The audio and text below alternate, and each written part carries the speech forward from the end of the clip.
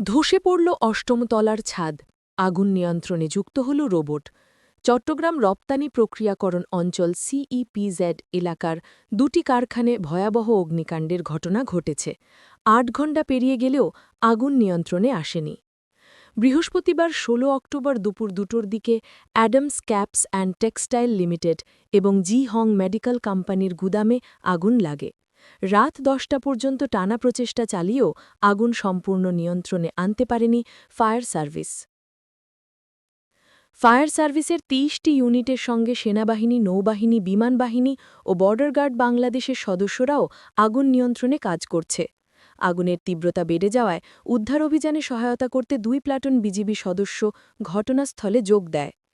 আগুন নিয়ন্ত্রণে সহায়তা করতে ব্যবহৃত হচ্ছে একটি রোবট ইউনিটও। ফায়ার সার্ভিসের সহকারী পরিচালক আনোয়ার হোসেন বলেন, আগুন নেভাতে রোবট ব্যবহার করা হচ্ছে, এতে লাগানো পাইপ দিয়ে স্বয়ংক্রিয়ভাবে পানি ছিটানো হচ্ছে। আগুন লাগা ভবনের ৮ তলার ছাদ ধসে পড়েছে এবং ভেতরে থেমে থেমে বিস্ফোরণ ঘটছে। এতে আগুন নিয়ন্ত্রণে বড় বাধা তৈরি হয়েছে। প্রচণ্ড তাপে ফায়ার সার্ভিস সদস্যরা ভবনের কাছে যেতে পারছেন না। দূর থেকে পানি ছিটিয়ে আগুন নেভানোর চেষ্টা চলছে। আগুনের তাপে পাশের একটি ৩তলা ভবনেও আগুন ছড়িয়ে পড়েছে। আশপাশের বেশ কয়েকটি কারখানার ভবনও অতিরিক্ত গরম হয়ে গেছে।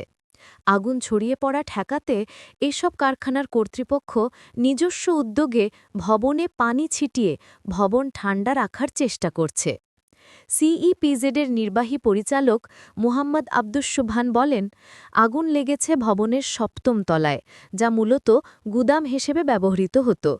প্রায় ৭০০ শ্রমিক কাজ করতেন ভবনে, তবে সবাইকে নিরাপদে সরিয়ে নেওয়া হয়েছে।